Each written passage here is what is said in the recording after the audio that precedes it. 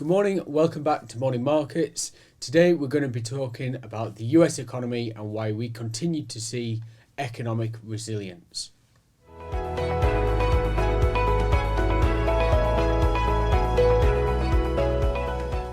Earlier this week we heard from Matt Henderson on Wednesday's episode, who talked about the strength of the US economy and some of the positive data points that he'd been looking at durable goods orders, looking at housing starts, which were all coming in better than expected and showing real growth and helping to keep momentum within the US economy. Data released yesterday continued to support that narrative with the latest GDP numbers, which were revised numbers for the first quarter of this year. The data showed that the initial estimate of 1.3% for the quarter on an annualized basis was too low and actually had to be revised significantly higher to 2%.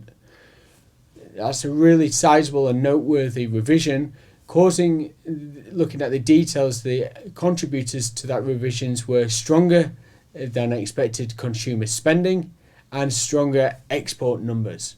Consumer spending continues to be the main engine of the US economy right now, supported by a really strong labour market. Unemployment rates still very, very low, and that's helping to push up wages. There's still a high amount of excess savings following the pandemic, around approximately 500 billion of excess saving, and that's continuing to support spending despite higher inflation and interest rates higher.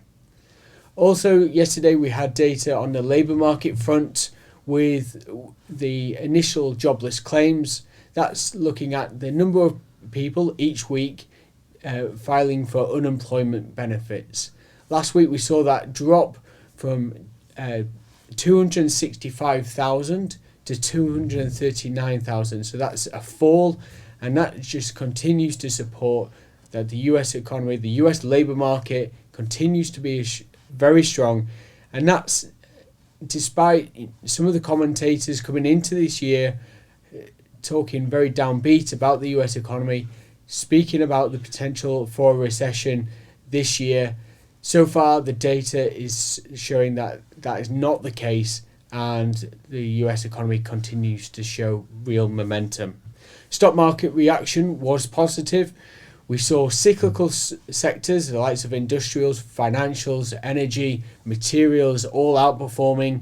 US market up nearly 0.5%. We also saw more domestic, smaller companies also perform very well.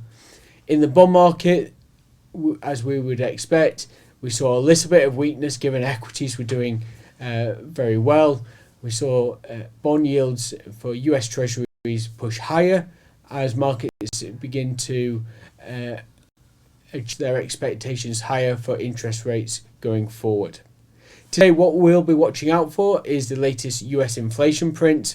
What we're expecting is for headline inflation to drop from 4.4% to 3.8%, whereas if we strip out the more volatile components of food and energy, we expect inflation to remain unchanged. That's everything from us today. Thank you for watching and have a great weekend.